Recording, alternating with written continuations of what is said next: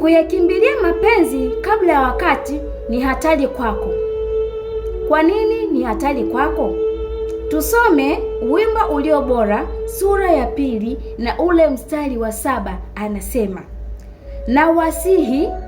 Nawasihi enyi binti za Yerusalemu, kwa paa na kwa ayala wa porini, msiyachochee mapenzi wala kuyaamsha.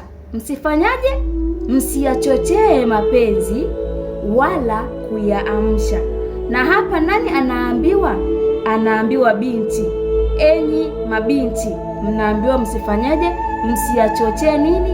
Mapenzi. Kwa nini umeambiwa wewe? Kwa nini umeambiwa wewe binti kwamba usiyachochee mapenzi? Kwa sababu wewe ni chanzo cha kumfanya kijana wa kiume avutiwe na wewe.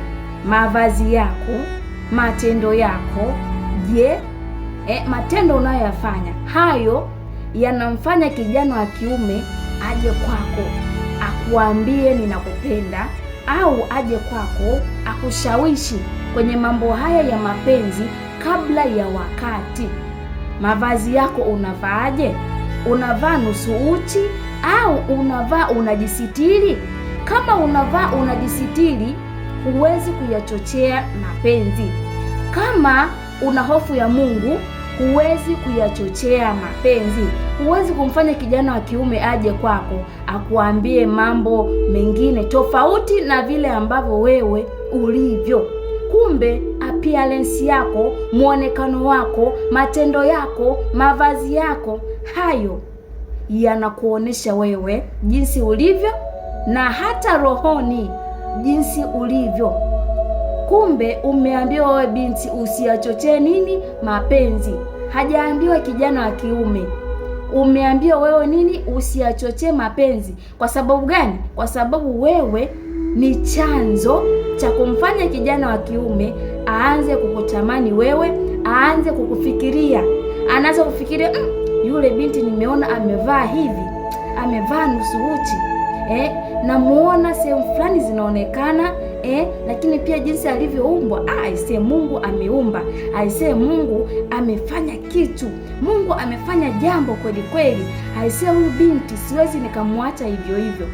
Kwa nini? Kwa sababu ameona, ameona. Macho hayana pazia. Macho hayana nini? Hayana pazia. Kijana ameona. Ameona nini? Ameona maumbile yako, ameona ulivyovaa, ameona. Kwa hiyo jambo hili limemfanya yeye aje kwako, akushawishi kwa hali na mali, akushawishi kwa namna yeyote ile, ili tu akupate. Lakini kukupata kwako wewe sio kwa jambo nzuri, ni kwa jambo la kutaka yeye akuone tu, yaani akuone tu basi. Akisha kuona ni mwisho, akisha kuona imeisha, anatoka anaenda kwa mwingine. Na usipange kusema kwamba ipo siku atakuoa. Hapana. Kwa sababu gani? Kwa sababu umejipeleka wewe. Lakini pia kitu gani ambacho kinakufanya wewe uyachochee mapenzi kabla ya wakati? Ni tamaa yako wewe binafsi.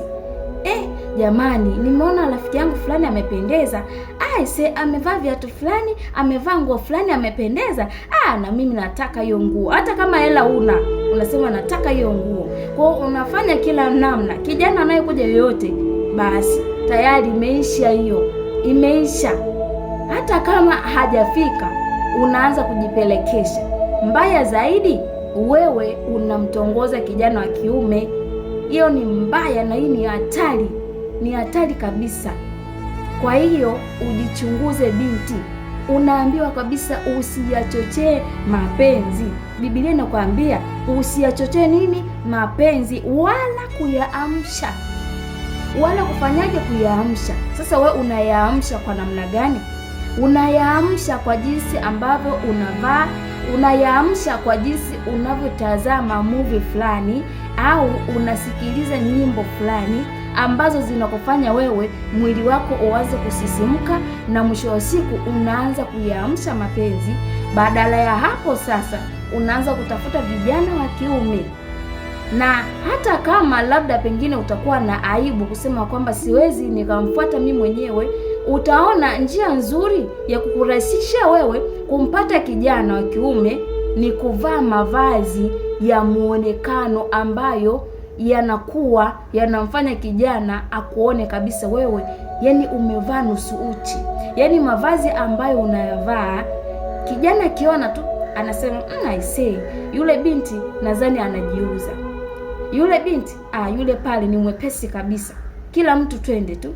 Pale ni sehemu ya kufanyia majaribio. Pale ni laboratory, ni sehemu ya kufanyia majaribio. Kwa wewe unaona unapendwa, lakini kumbe unajitafutia matatizo. Kumbe kutoongozwa na vijana wengi sio kupendwa. Unatakiwa kuzipima roho, unatakiwa kujaa rohoni, unatakiwa kuwa binti ambaye anampenda Mungu, unatakiwa kuwajibika na Mungu, unatakiwa kujiheshimu.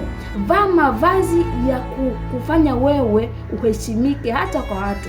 Mtu akikuona tu anasema yule binti amevaa vizuri sana, yule binti anafaa kuwa mke, yule binti anafaa kuwa kiongozi.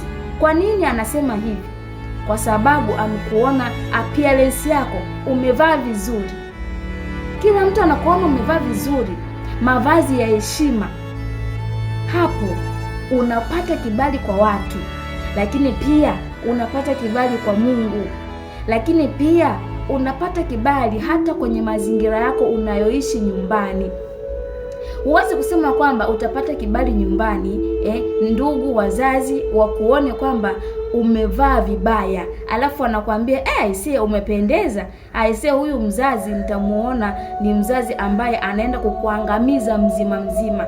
Kila mzazi anapenda mwanae afanikiwe, lakini pia aolewe. Kwa hiyo binti, unatakiwa kutambua kwamba Biblia inakuambia hivi, usiyachochee mapenzi kabla ya wakati. Lakini usipofanya kama Mungu alivyokuagiza, kama Mungu alivyokuambia, kwa sababu hiyo ni sheria ambayo Mungu amekupatia wewe, kama umekiuka sheria ya Mungu, maana yake wewe umeshakomaa, umeshakuwa sugu. Badala yake utakayokutana nayo ni mambo mazito. Utakutana na mambo gani? Cha kwanza kabisa, utakutana na usaliti.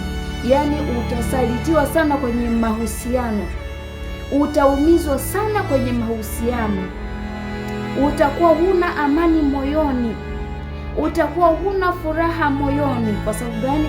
Kwa sababu muda wote unamuwaza yule kijana aliyekuumiza. Unawaza yaani nimeona SMS ya binti kwenye simu yake, nimeona kwamba wapo sehemu fulani, kwa wakati huo nimeona yupo sehemu fulani na binti, nimemuomba hela hajanipatia, ameenda kumpa binti fulani. Unaona kabisa ni maumivu, lakini pia yanakufanya wewe usipate muda wa kumuomba Mungu. Unamwombaje Mungu wakati moyo wako umejeruhiwa? Unamwombaje Mungu wakati huna amani? Unamwombaje Mungu wakati huna furaha? Lakini pia kujiingiza kwenye mahusiano kabla ya wakati na ukikiuka yale ambayo Mungu amekupangia, basi unajikuta unaingia kwenye ulevi. Kwa nini basi unaingia kwenye ulevi?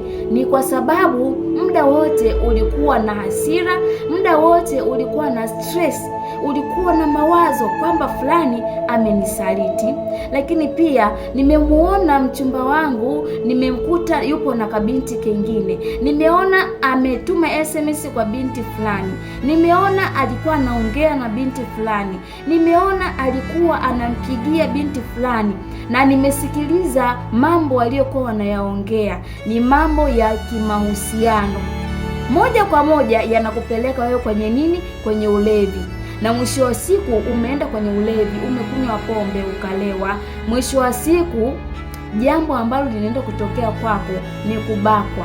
Kama sio kubakwa, basi wewe utakuwa wa kwanza kukubali mambo hayo ya mapenzi. Kwa sababu gani? Kwa sababu utakuwa umelewa. Akili yako wewe, kila kitu kitakachokuja kwako unafanya kwa sababu gani? Kwa sababu sio wewe. Kuyachochea mapenzi kabla ya wakati inakufanya wewe usiwajibike. Wewe kama binti usiwajibike kwenye masuala ya maisha yako. Asilimia kubwa muda wote unawaza kwamba fulani ameniacha, fulani amenisaliti. Kwa hiyo unakuwa huna muda ambao umepanga kuwajibika kwenye masuala ya maisha yako. Asilimia kubwa unakuwa unawaza na kutafakari, naise fulani ameniacha. Kwa hiyo muda wote ni kulia, muda wote ni kuwaza, muda wote unafikiri hivi nitaishi vipi?